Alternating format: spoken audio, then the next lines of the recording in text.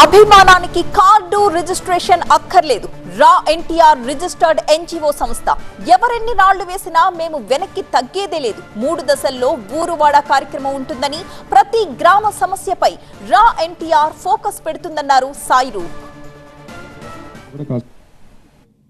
ఒక సినిమాకి ఎలా అయితే ఫస్ట్ హాఫ్ సెకండ్ హాఫ్ అని 2 భాగాలు ఉంటాయో, ఊరువాడ కార్యక్రమానికి 3 అడుగులు ఉంటాయి.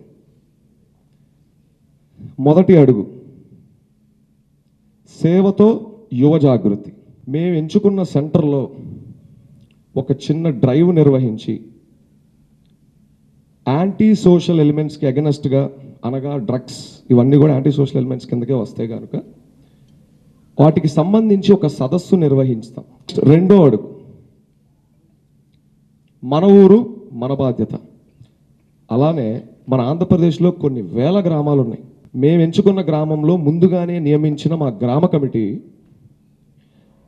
ఆ ప్రాంతంలో ఆ గ్రామంలో ఎప్పటి నుంచో పరిష్కరించని కొన్ని అతి చిన్న సమస్యల్ని మా వాళ్ళు రికార్డ్ చేయడం జరుగుతుంది. మా గ్రామ కమిటీ ఒక 10 సమస్యలు రికార్డ్ చేశారు అనుకుందాం. చిన్న సమస్యలు ఆ పల్లెలో 1, 2 మా వ్యవస్థ తరపున మేము దాన్ని పరిష్కరిస్తాం.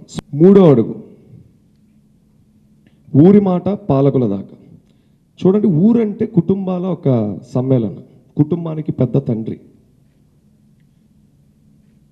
ఆ కుటుంబంలో ఏదైనా పెద్ద సమస్యలు, లైక్ మంచినీటి సమస్యలు, లేకపోతే అనారోగ్యంతో బాధపడుతున్న ఫ్యామిలీ ఒక వ్యక్తిగా అవ్వంది వ్యవస్థకు అవుద్దని మేము చాలా బలంగా నమ్ముతున్నాం.